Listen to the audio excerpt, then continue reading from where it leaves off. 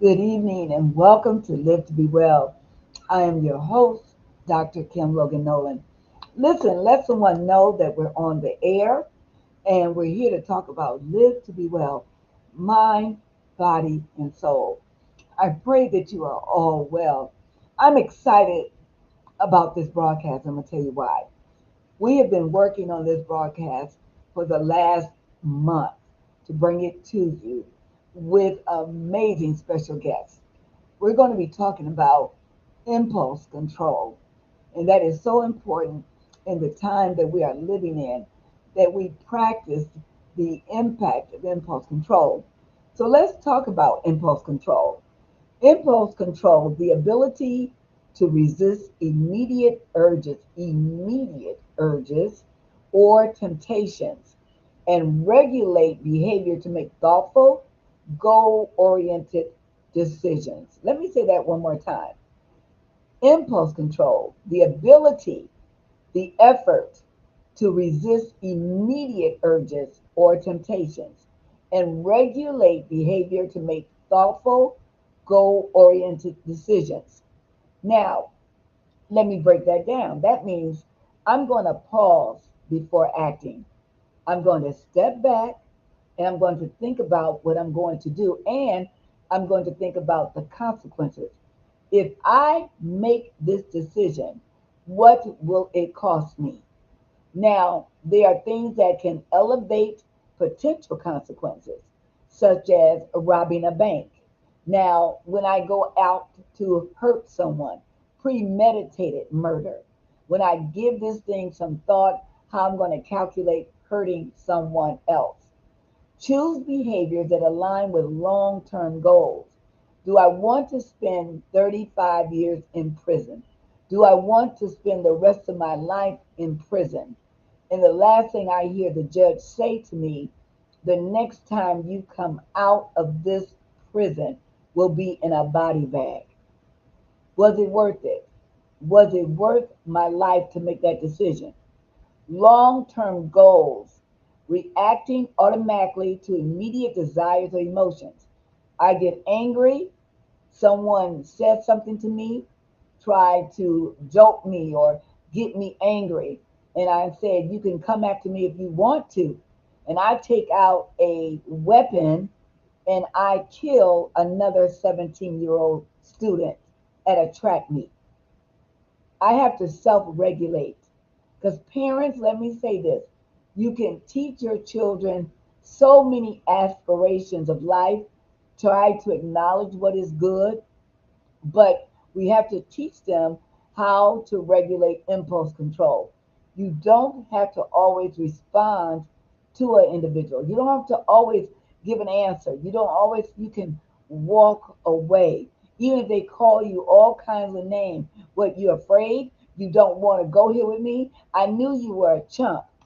Walk away, because I'm thinking about, if I go back and turn around, what could this cost me?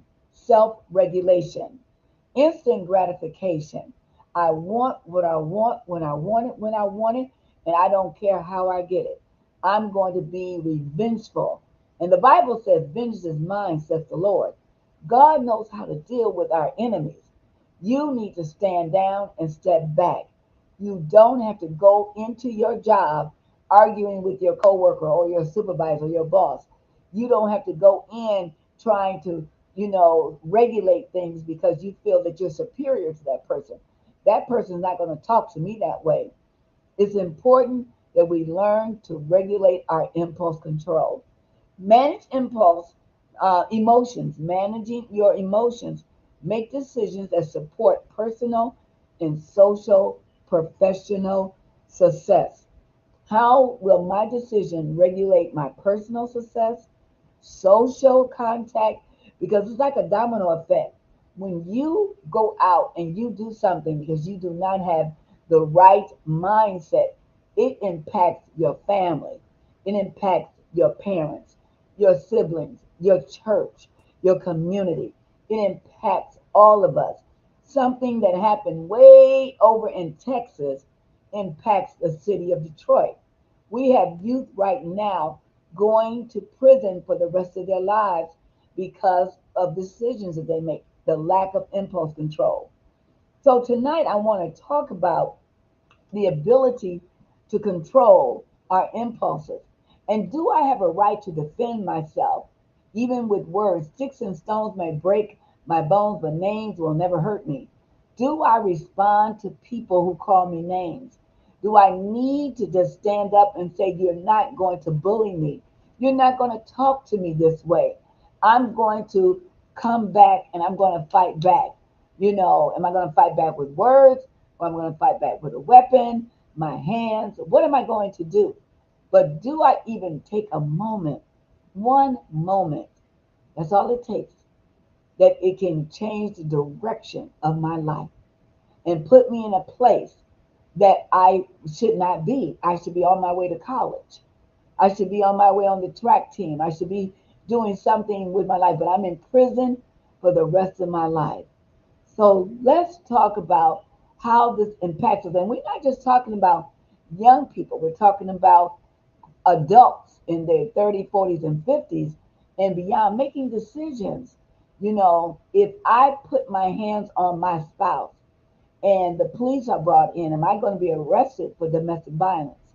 If I use this drug and it could be laced with fentanyl and it could take my life, the lack of impulse control, gambling, shopping, eating, impulse control, it can impact us, spending money that we don't have, Christmas shopping, the lack of impulse control. So it's not just violence, but it's also personal gratification that I'm looking for. I'm constantly pushing myself to be better, and I'm not doing what is necessary or neglecting my family, neglecting my health, neglecting all aspects because I'm pushing myself because of the lack of impulse control. So it could be a substance abuse, alcohol. It could be something, I'm drinking just a glass of wine every day. Now I'm drinking at night. Why? What is going on? We have to get to the root of the issues of why we make the decisions that we make. It could be something dating. Why do I date the wrong type of man? Date the wrong type of woman? Why am I drawn to the wrong type of person? Why do I make decisions at 15, 16 that could impact my life for the next, you know, years that will come? How do I get my parents to trust me again because I did not use impulse control? So you can't be with everyone. Everyone cannot be in your space. Everyone is not going where you're going. And you have to recognize that you were created by God to do a great task in your life. And you can't throw that life away because of the lack of impulse control. At this time, I want to bring on my special guest. So I've been waiting for a month. We had the privilege of meeting one another at the Marked Conference by my goddaughter, Kyra Tyrus. And we had an amazing time. When I heard this pastor speak, I could not leave. I could not move from my seat.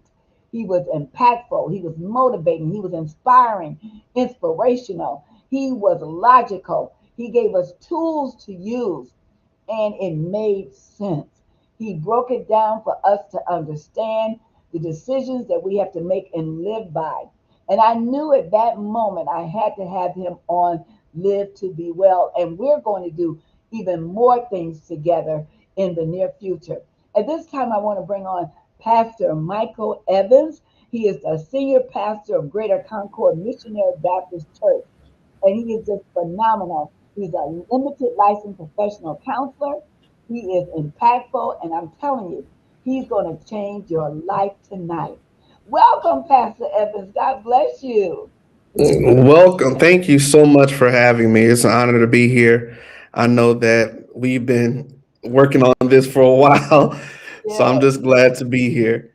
Well, thank you so much.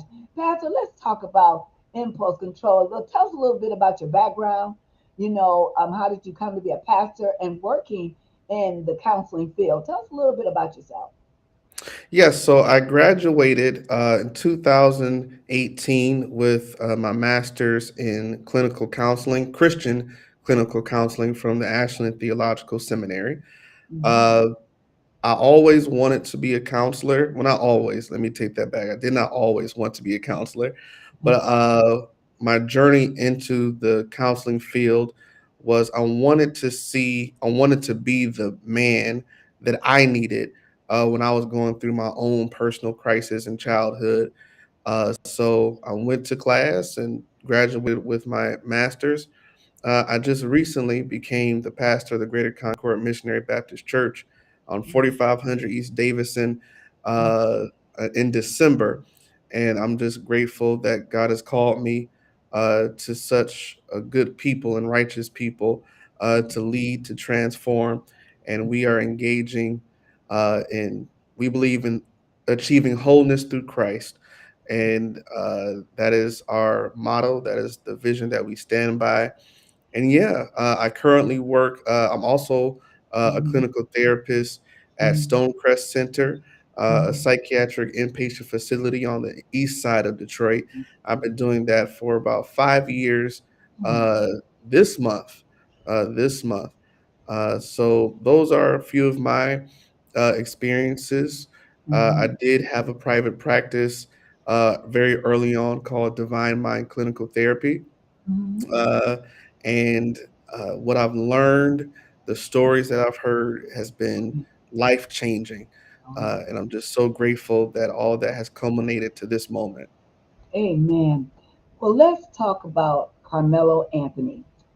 Now, we know the story. He was at a Mhm. track meet at another school.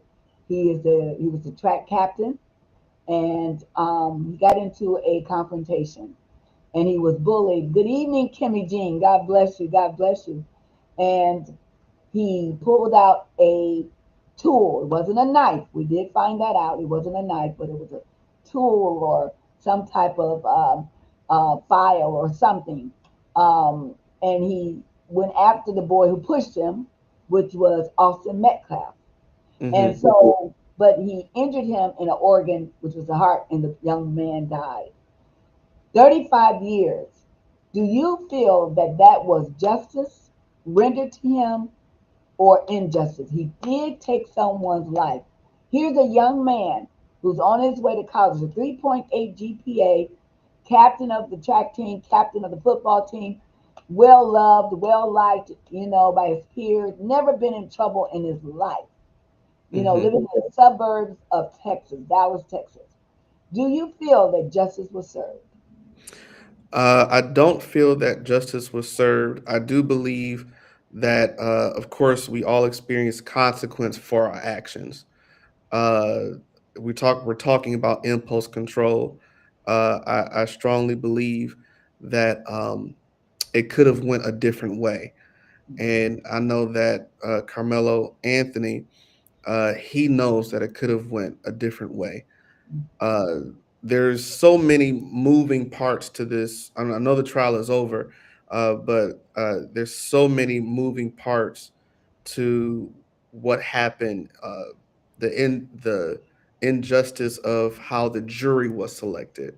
Mm, Um, the negative picture that was painted on Carmelo Anthony. Never been in trouble a day in his life.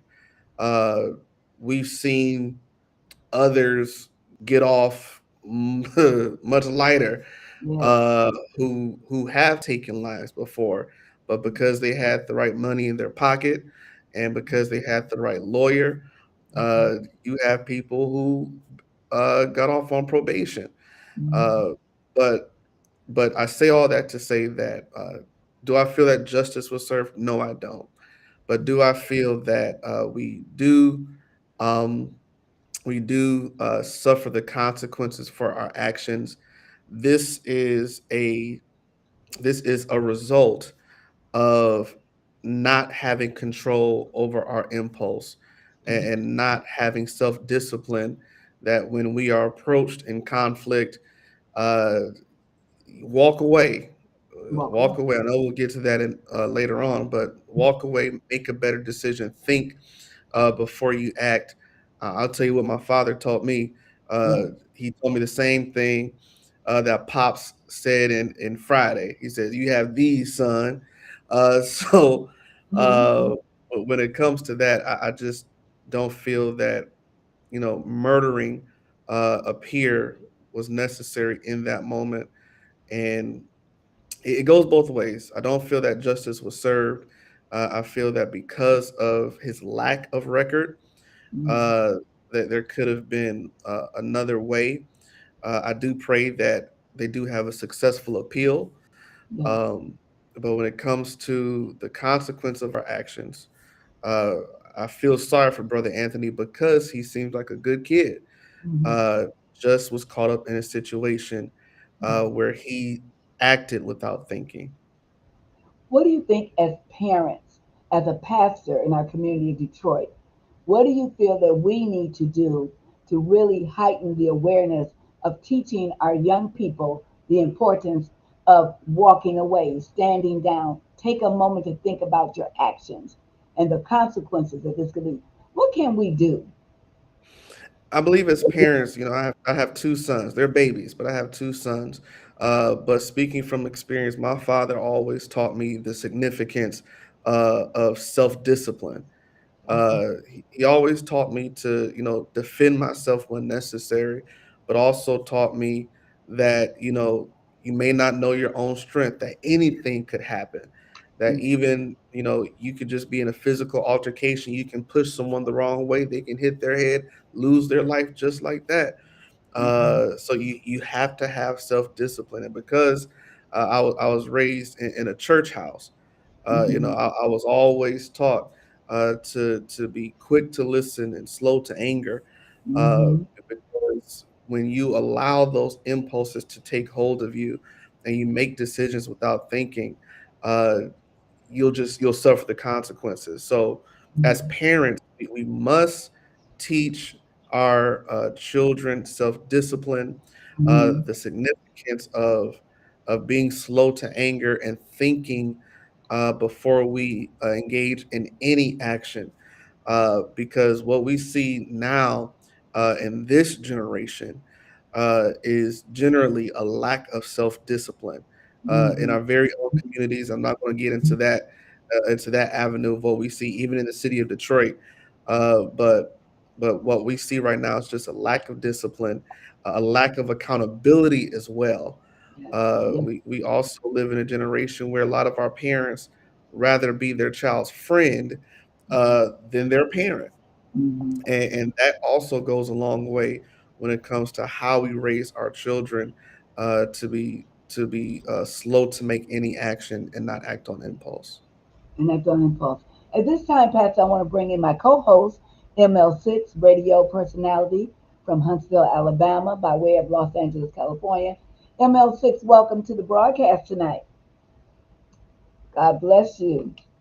I have a question I want to ask her because she's a part of the younger generation and what we're Hmm. dealing with today.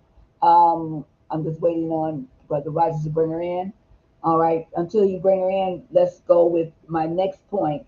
Um, do you feel that, Texas is a highly, dominant racist community? I was just there and I still saw signs, sundown states, sundown Hmm. towns, that you cannot be out late at night. And I'm down in Texas driving around by myself, and I arrived early because I was told I need to arrive early, get situated, and get in. And it's unfortunate that this is still happening today. And even in Howell, Michigan, it is still impacted heavily there. You know, what do you think that as a therapist, how do we help regulate and navigate our young people? Because you work with what type of population? I work with all kinds adults. My main unit is a all male unit and all female unit. And it age ranges from 18 and up.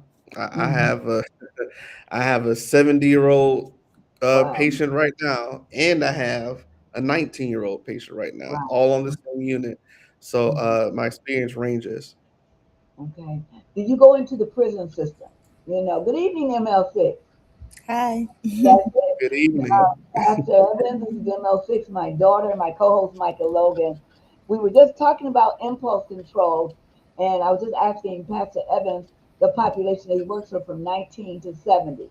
And so do I.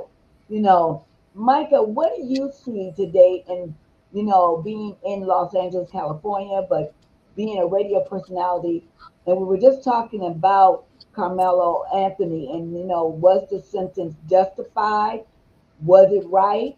And, was it done appropriately? Can you give us your opinion about that? No, it wasn't justified. No, it wasn't appropriate. It was self defense. It's crazy how so many people overlooking the fact that that boy taunted him.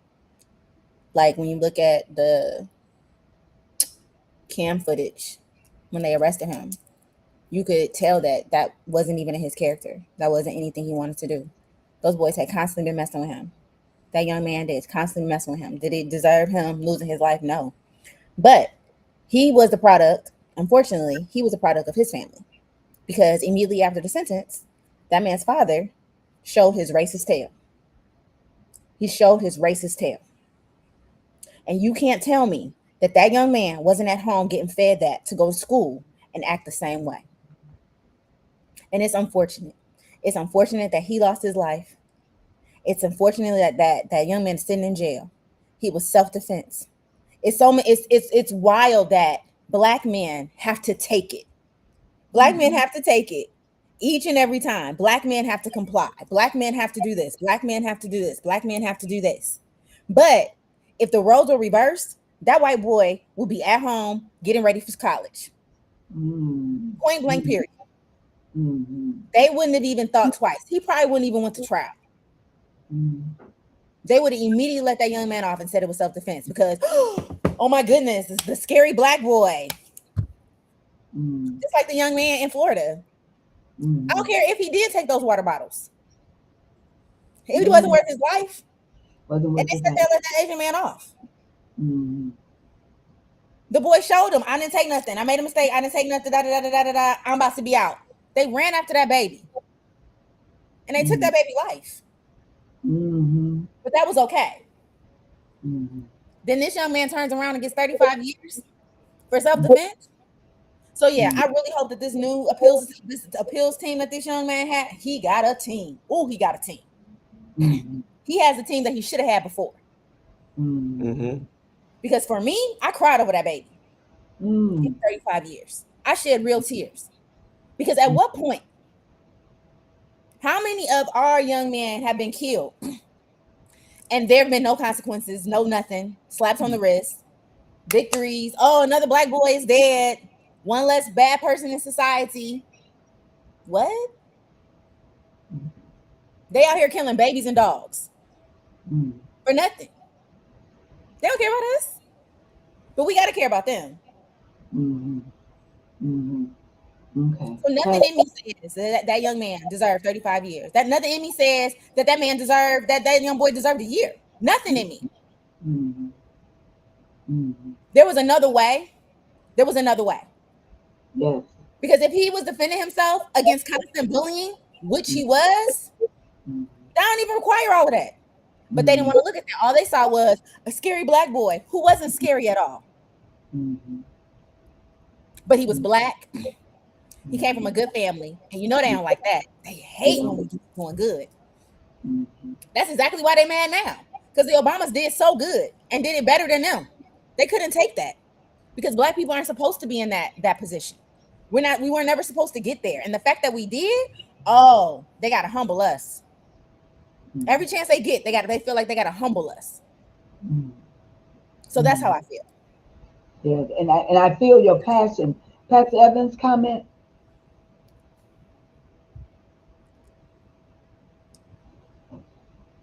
I'm sorry, my connection went off. I missed No, the last 5 seconds.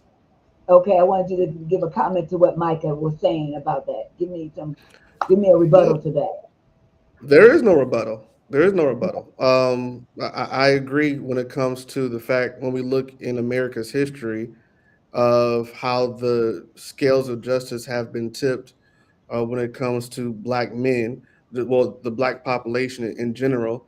We see this with Trayvon Martin. We see this with a young man killed by the Asians in Florida. We see this with cops killing our black boys. We see that the scales of justice being tipped over because of racism. That's why I said earlier it was injustice how that jury was selected. He was not judged by his own peers. They had the opportunity to make it a diverse jury, but they rather have went with an all white jury. Do I believe that he deserved 35 years? Absolutely not. Do I pray that he wins in this next appeal? Absolutely. Um, but I stand by the fact that even though in the courtroom the scales of justice are tipped over, we know, and again this goes back to impulse control. We know how the courts view black men. Carmelo Anthony is a child who should be on his way to college. He was being bullied. And Lord knows all of the words and the insults that was not only said in that tent, but was also said throughout the school year and prior to that. I just wish that there was another way that he would have went, but at the same time, uh, the courts don't view us as human. They don't have a high value of the black man or of our black woman. And we see that in this case right here. Yeah, definitely. Let's talk about the Gen Z generation. These are the babies born in 1990s to 2012.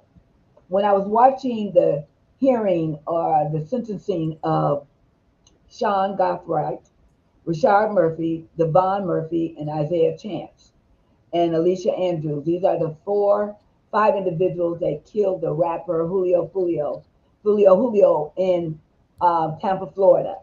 Now, the young man said in his defense or in his closing remarks that the GZ generation have to make better choices because he didn't make the right choice. And so these four young men got life in prison from ages 18 to 25, and it was premeditated murder. And they went down to Tampa, Florida, and they killed this rap artist. Now, black on black crime. And then they were able, and then the young man, it was a traffic stop, a basic traffic stop that got Sean Gathright caught because he had the ammunition and the guns in the car.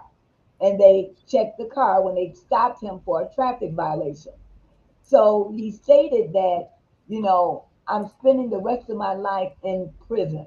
The judge said, Pastor Evans and ML6, the next time you come outside this prison, it will be in a body bag.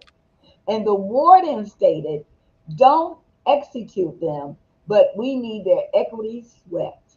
When you Hmm. hear that term, ML6 and Pastor Evans, what comes to mind when you hear that term, equity sweat? Pastor Evans first, Slavery. slavery. This is chattel slavery. That's all that is. When I heard that, I cringed and it shook me to my core. Even though, for us who do our research, that's all the prison system Mm-hmm. is free chattel slavery. Um, but that's how they view us. Mm-hmm. that don't execute him because we can use him in the courtyard to plant crops or to build something. It's a waste of black muscle Mm-hmm. to do so. But that's how. But that was a public display of how our state, our justice system views us. That they rather keep us alive to work us like we did before 1865, Mm-hmm. uh, and use us until we're bare dry bone to do their work for them because they know that they don't have a choice but to do it for free. Right. For free. ML6? I mean, that's what it is. It's slavery. Yeah, that's it. Put like this: it's so many people, and there's so many situations. There's so many black men that are in jail right now for the smallest of crimes. There are men that have sat in jail for 39 years and then Hmm. they get out because they found out, oh, oops, we made a mistake, but they kept them for 39 years. They went in when they was 19 and they getting out 39 years later because they were always innocent. But your skin color says otherwise. There's no way that you can be black and innocent. There's just no way. And so that's how the system looks at them. That's how this. I had my homeboy tell me today. He put himself on papers and he met with the judge, and it was a white woman judge. He's in his uniform. He is serving this country. All she saw was a black man and didn't have any type of nothing. Didn't even allow him to speak. Treated him and talked to him like he was trash. And I said, well, why did you even decide to put yourself on papers? He said, because I was tired of back and forth with mom and I want to see my kids. I said, well, I'm glad you wanted to put your children first, put yourself in a position to see your kids. And he said, that's the thing. The judge didn't even give me that. She just looked at my pay stub, looked at me and told me what I had to pay. And there is still no guarantee that I get to see my kids. All she saw was a black man. Mm-hmm. Not that he's serving this country. He's a black man. And that happens more often than not. Now, I'm not saying that all black men are innocent. I'm not saying that. But what I am saying that there is a large portion of black men across this country that are sitting, black and brown men that are sitting in these jails that are really in there because of the color of their skin and because they would rather have less of them out on the streets, succeeding, excelling, doing well, being fathers than not. And Mm-hmm. that's the reality of the situation. The system was never intended to work for blacks. It was always intended to work against. Point blank, period. It was never intended. Mhm. Why do you think all of a sudden now they're trying to make it so that, like, law degrees, they're making it hard for black people to get law degrees? Mhm. Mhm. You know what I'm saying? They're really trying to force us back into situations that are going to make us commit crimes to put us in jail. So let me take these jobs, let me make it harder for them, let me do this so that we can put them in jail and work for us and let them make us money in jail. That's what's happening. Well, that's where we get the school to prison pipeline, Yep. uh, because it's Yeah. for profit. I've done research. I've never seen a nonprofit prison system, because it's for profit. Now I do on the other side. I work in a psychiatric hospital. Uh, Working there 5 years, have had hundreds and hundreds of male patients, more black male patients. And on the flip side of that, I've seen more situations than not where I do think that some of my patients have taken advantage of the system and have done uh, absolutely sickening things in the community and to other people. And I would say they need to be in jail. They don't need to be in the hospital. They need to be in jail. They need to be in prison because they're not ever going to be safe for the community. Um, but again, that goes, the whole system is rigged to just recycle our black men, our black women who have mental health issues. Right now, I may get in trouble for this, but I don't care. But right now, uh, there is a prison to psychiatric hospital pipeline to where all someone who's in jail has to do is says, "Hey, I think I want to kill myself," and they'll ship them right to the psychiatric hospital. And when we try to ship them back to the prison after treatment is done, they say, "Oh no, they don't have to come. They can go on the streets and wherever they go." That there is no aftercare. There is no holistic treatment. There is no system to assist them in rehabilitating, uh, in their community. Is literally, they don't have enough room in the prison, and when they don't have enough room, they send them to the psychiatric hospital. And after we're done with our inpatient treatment, they want us to put them back on the streets. Mhm. So that's, I'm seeing it from all sides where you have black men, and ML6 reminded me when she was speaking of Khalif Browder, a 16-year-old boy who was in Rikers Island for years Mhm. off of the accusation, no evidence, Oh. off of the accusation that he stole something. And he took his life because of the trauma that he experienced in one of the most dangerous and defiled prisons in the whole entire country. But that just shows again that the scales of justice are tipped not in our favor, not in our favor. They're tipped in other people's favor, but not in Mhm. ours. And that just shows the value that this country has for the black man. Mhm. Black men are the worst treated of all, races of people, and again, treated so disrespectfully and without any type of honor whatsoever. Going back to aligning ourselves with long-term goals and the choices that we have to make, and we have to be a voice for those who we are treating, those that we are, talking to through radio, television, ML6, Pastor Evans, what we're doing. My question is, how do we keep our young people, our families, domestic violence, so Mm. many issues that we're facing in mental health? How can we maintain a voice, a collective voice by helping our families? Pastor Evans, how do we do this? So Sunday was Father's Day. Yes. I just preached a sermon on the testing of a father's faith, man's faith. Again, this is where I'm traditional in the sense it takes a man to really teach another young man on how to be a man. Uh, the fathers have to be active in our children's lives. Not any slight to any woman, not any slight to any mother. We would not be here if it was for our mothers.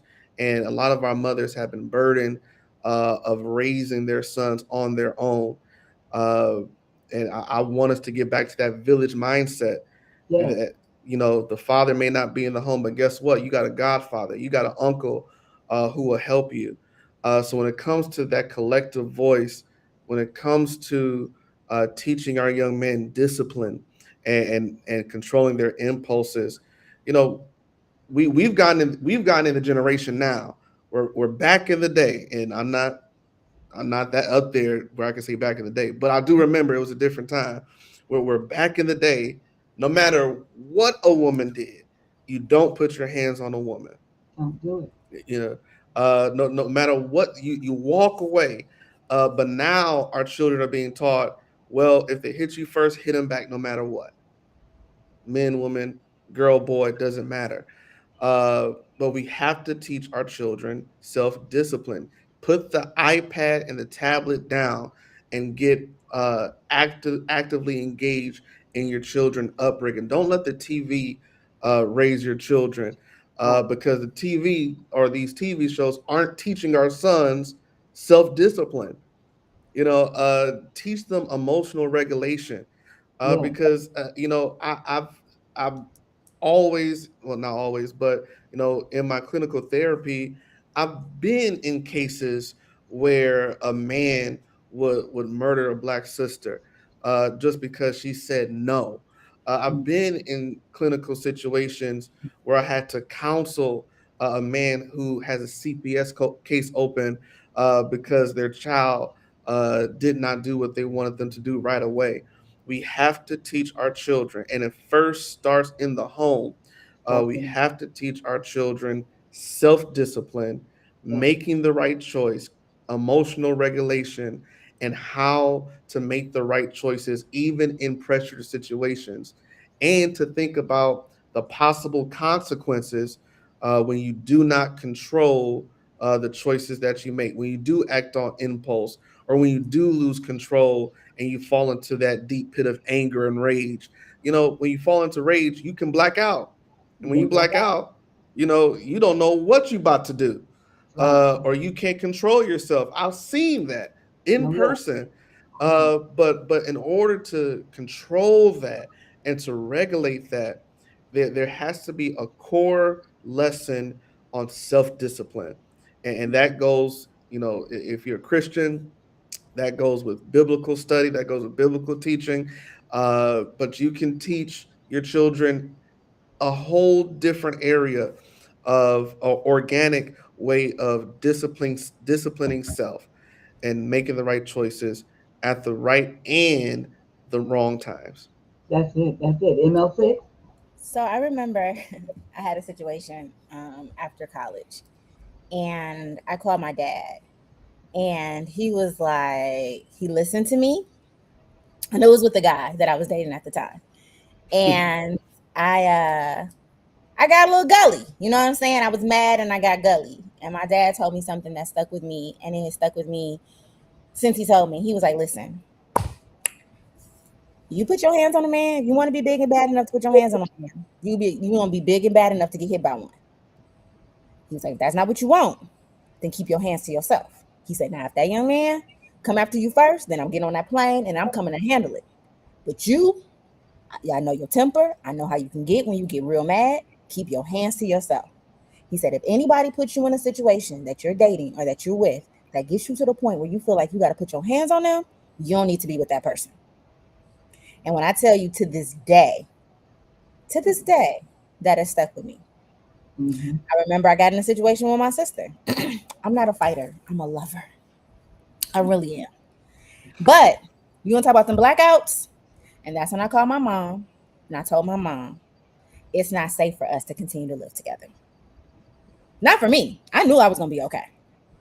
But I knew how angry that little girl was getting me. And I love my sister. Let me be very clear. I love my sister. Sisters fight.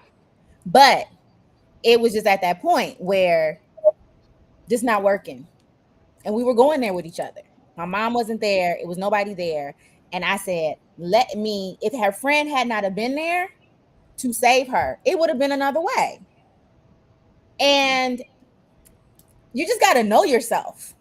You really got to know yourself to not be put in certain situations that will take you Mhm. there. That's when emotional intelligence comes in. That's right. I know that I can't be in certain situations. I know that I know what my triggers are. I know when I got to be quiet. Yes. Just leave me alone. Yes. My daddy always Mhm. used to tell me, you got a mouth on you. I tell people all the time, if I'm quiet, I'm doing us both a favor. I'm doing us both a favor. Let me just sit a bit and then come back and then we can have a conversation. Revisit it. Yes. Mm-hmm. I'm very much like that. I will and also on the flip side of that, I'm a holder. I will take it and take it and take it and take it. And then after a while, boom, working on that. That's something I got to work on because that's not healthy either. But see, these are things I know about myself. So I have to make sure that I don't put myself in situations, or if I feel a situation coming, I know how to say, this isn't for me. Mm-hmm. This isn't for me. But what I'm not about to do is let nobody punk me. That's not what's going to happen. Period, point blank. But I know how to use my words. I really do. But one thing my daddy told me, I'm telling you, my dad told me that, and it literally has changed even how I do relationships. It's how I even talk to men when I am in relationships. Like, I don't want to devalue you. I don't want to belittle you. I don't want to do those things. He sat me down. You come from a family. The women in your family, y'all, they talk hard. They real strong willed. It's this, and this. And then I had to look at the generational patterns. I had to look at what my grandmother and her sisters saw their grandmother, their mother being treated. So they had to be strong because they didn't like how their mother was being treated. Then they passed that down to their daughters. So then you have their daughters that are strong and very much about themselves. So then when men come in, and all of the women in my family, for whatever reason, really do attract these soft-spoken men. And they're Mm-hmm. type A women. And Oh, so these men got to figure out, okay, I love this about her, but this also gets on my nerves. And I remember my dad pulling me aside and he said, listen, we got to find some balance now. But that's when, again, that's knowing the home dynamic, that's having conversations with your children. Like you said, putting those tablets away, letting them express their emotions, talking yes. them down, teaching them how to breathe, Yes. like going through those things with them so that I'm tired of Black men only being able to express themselves through anger Mhm. and being heard through anger. It's not soft for a man to cry. It's not soft for a man to be emotional and be able to communicate. To me, that's very, very strong. That shows me, oh, you're emotionally healthy. Let's do this. Let's Mm-hmm. really have this conversation. And more of our Black men need to be in spaces where they can do that.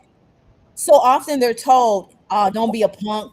Don't be this. What you Mhm. crying for? Man up, man up, man up, man up. So then they create this shield and they don't know how to communicate. Then they get out in the world and all they do is, "Ugh." And then what happens? They get locked up. They die. And then Mm-hmm. they create a generational cycle because they're raising boys Mhm. Mm-hmm. to do the same thing. Right. Yeah. The Murphy boys, their father and grandfather is also in prison. So this is a third, fourth generation in prison. Okay. And I heard a story not too long ago. Biblical principles as a guide to living is not being taught in the home. Definitely. We need to get back to praying in the home, prayer in the home. We need to get back to reading the Word of God. We need to get back to, like Micah said, allowing our children to have that round table discussion, sit down at the dining room table, the kitchen table, and have family talk time. That's something I really implement in my families. Family talk time. Even when they're little babies, sit them at the table in their little, high chair. What do you have to say? Okay. I mean, don't think the children don't understand. They know right from wrong coming out the womb. They do. Let's talk about accountability. You talked about Mm. that, Pastor Evans. Mike and I have talked about that on many of our podcasts. When you look at accountability and you say to these young men, Sean Gathright came from a loving family, a loving home, traveled around the country. His grandparents, his father was European American. His grandmother even came and took the witness stand for him. Please do not take my grandson's life. Been to Africa, all over, but got involved. He asked his mother to transfer him to another school. Got involved with this young man, Isaiah Chancey, and Chance, and his life took a whole nother direction. Accountability. There has to be accountability in the choice that you make and how you live your life. Let's talk about that for a minute, and then ML6. No, go ahead. By the Well, way, uh, uh, accountability also starts at home. It starts at home. You know, it's time out, and I'm just going to be as frank as I can be on this podcast. I'm sick and tired of parents defending their children when they need to be held accountable. Mhm. Uh, in our school systems, especially. Listen, when I got in trouble, and I had to go to parent teacher conference, I thought that my parents and the teacher was ganging up on me because there was a certain level of respect that I was taught, and they let me know when I was wrong. It wasn't, no, you can't talk to my son like that and things that, unless it was just absolutely beyond disrespectful. You don't talk to a child that way. But majority of the time, I was a chatterbox in school. I love Okay. to talk, and my parents, I just love to talk, and it got me in so much trouble because I was disruptive in class. Parent teacher conference came. My teacher told my parents and the teacher, they was like, you got to control your mouth. You got to learn how to shut up sometimes. But I was held accountable. And if we are not held accountable in the home, we're going to go out in the community and think that we can do whatever we want. And as men, not only that, but we have to learn that we always have a choice. We always have a choice. No matter how pressurized the situation is, you always have a choice. And it takes a certain level of maturity to take a step back, reflect on your situation, and then make a choice. But we cannot and we have to stop.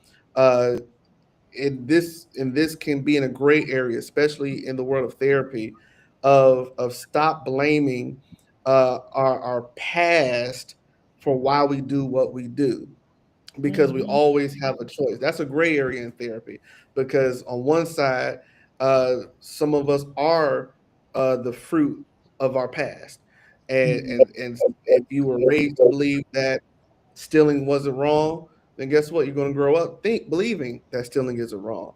But the other side to that is, and this goes back to the biblical principles that the comment that was made, when you're teaching biblical principles, you always are taught that you are always given a moral code by God. Doesn't necessarily mean that you have to know First Corinthians from First Samuel, but when you are born, you're already given that internal moral compass of what right and wrong is. There are some things that you don't have to be taught because it's in your human nature to know what's right and what's wrong. Yes. We all have a choice to make. Um, the young man that wanted to transfer schools got into it with the wrong crowd and got caught up in all this foolishness. He had a choice to make. You have a He had choice. a choice to make. Whether it was for what, because some young black men join gangs for protection. Right. They join gangs for Really? belonging and acceptance, That's true. because that's not what they're getting at home, which is why it I was, starts at the home. that's right. Uh, but again, even though you do things for a particular purpose, you know the possible outcomes of what's to come, or the possible outcomes of if you make this choice, what could happen. What can happen? That's why I don't get when people do ignorant things thinking that they're not going to get caught. or Right. thinking that they can get away with crime. How many people have we seen on the news think that they can get away or get away with something and they Right. get caught? It's So especially with technology now, cameras are everywhere. Yeah, you can have a ski mask on. We still gonna know who you are. no. So everyone, every man, every woman has a choice to make. And not only does accountability start at home, but also we have to be accountable of ourselves. Yes. Sometimes we have to check ourselves and Yes. say, hey, Mike, you said wrong. You didn't have to raise your voice to that person. Yes. You have to apologize. That takes humility. But again, when it comes to accountability, we have to check ourselves and we have to be mature enough to say, I'm wrong and I have to do what I have to do to make it That's it. I have to tell you this story before ML6 before we close out. So we were in church. She couldn't have been more than two. And she's in the church. Blah, blah, blah, blah, blah, blah, blah, blah, blah, blah, blah. I turned and looked at her and she just blah, blah, blah, blah, blah, blah. I picked her up, took her out, got me a switch, and I tore her up. I said, we are in the house of God. You are not going to do that. She was like 2 years old. Everybody thought I was crazy. She came back in that church going forward, never made a sound, never made a sound. I remember one time we were having Thanksgiving dinner, and she didn't want to eat her vegetables. And so she stood up in her high chair, fell down. My parents, my aunts, everybody thought I broke her arm. Her arm was swelled up and it was swelling up in church. And I said, you know what, call protective services. The child did not want to eat her vegetables and she was going to eat her vegetables. And she told me, no, no. I said, the child has lost her mind. right. And right then and there was accountability. I was gonna be intentional. Tore her up. I mean, I think I whipped Micah maybe 3 times in all her life. But she was a very good child. That's not true. That's a whole nother program, okay? All right. But she I held her accountable. I held myself accountable as her parent. And that we as parents must step up more and we have to stop putting blame on everything else, the world, the politics, the use the president. We've got to take accountability for our own households. All right. All right, ML6, but you can't talk about me disciplining you. All right, go ahead, ML6. Your closing remarks. If you are a parent, have talk with your children, boy or girl. Teach them how to communicate, how to handle certain situations. Teach them about bullying. Do scenarios at home. Have them watch certain things. Have conversations with them and say, how would you react in this situation? To know where they are right now and what needs to be corrected. It starts at home. Everything starts at home. Stop looking for the schools, the church, the streets, and all this stuff, the computers, and all of these things to Mhm, raise your children. You had them, mhm, raise them. mhm. And if you don't know how to do it, say that. And I Mm. promise you, there will be somebody. It takes a village that will be like, hey, bring that baby here. Let's have a conversation so that we can make sure that we save this baby's life. That's right. Everything starts at home. Everything starts at home. Pastor, we want to thank you for being with us. We love you. You got to come back. You are our team now. You're part of our team. Okay, you fit in so well with us. Our conferences that we're going to be having, and ML6. I heard him for myself. I was in his presence. He is a great man to join our Live to Be Well team. Pastor, closing remarks to help us to be better spiritually and psychologically. How can we be better? Closing remarks. Again, I'm a firm believer in the power of prayer. Uh, doesn't necessarily mean that you have to go to the church because you don't. Uh, you learn how to pray at home. Uh, you hold yourself accountable. Everything that ML6 stated, I wholeheartedly agree. Uh, it takes a village to hold each other accountable. It used to be a time where you can get whooped by your neighbor, and because it took a village to raise someone. And I pray that we get back to that mindset of raising our children to make the right decisions in pressured times, to be accountable, and to control our impulses so that we don't have to uh, deal with the decisions of an all white jury. Mm, Uh, that we don't have to deal, or our lives do not have to be in the hands of those who don't value us to begin with. So when it comes to that, we have to make the right decisions and pray that God controls us and holds us together, even when we want to act up. amen. There's nothing else left for me to say. I want to thank ML6 and Pastor Michael Evans. I'm coming over to visit you at church. I'm very Come excited. on. Yes, I'm very excited to see what you're doing and being a part of it. Pastor Evans, would you close us out in prayer and pray for our families and our viewers? Thank you, Kimmy Jean, and all those who are viewing tonight and those who will come back on the replay. Control your impulses. Do not give in to your impulses. Think about it. Step back. Think first. Then make a decision. Calmly, cautiously, spiritually, and wisely before you make a decision. Please. It could cost you your life or it could cost you your freedom. Three things my grandfather told us to take care of. Pastor Evans, take care of your credit, take care of your driver's license. It's a privilege to have a driver's license. And he said, do not compromise your freedom. Don't Mm, do it. And as a child, don't compromise getting on punishment where you can't go outside and play. Don't compromise your freedom. And it started in the home. And that's why we used to get on punishment. Remember? We used to have our oh yeah. allowance taken away. You what? I got the extension cord, but everybody said, Kim, you probably deserved it. But there was correction that helped us to move forward. And I had two brothers who did not go into a situation where it caused them to lose their lives in their early teens and later on in their lives. I did lose a brother later on in life, but I do know that I am blessed to say that, being able to see families, help families, talk to families on a daily basis, and trying to help them to make correction. All right, Pastor, pray us out. Thank you, everyone, for being with us on Live to Be Well. Go ahead, Pastor. Oh, Heavenly Father, first of all, we thank you for this discussion. We thank you that we were given this opportunity to discuss what is happening in our communities and in our culture.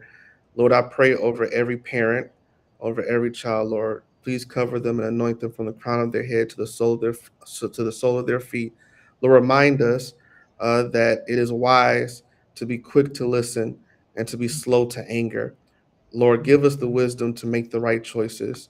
Give us the control to not make the wrong decisions. Give us the patience to control our impulses, that we may continue to give your name all the praise, all the glory, and that our lives may reflect your love and your compassion. In Jesus' name we pray. Amen. Amen. Thank you, everyone. And as always, Pastor, on the count of three, we say live to be well. Stay online, Pastor. We want to thank you again. On the count of three, one, two, three, live to Live be to be well. well. Good night, everyone.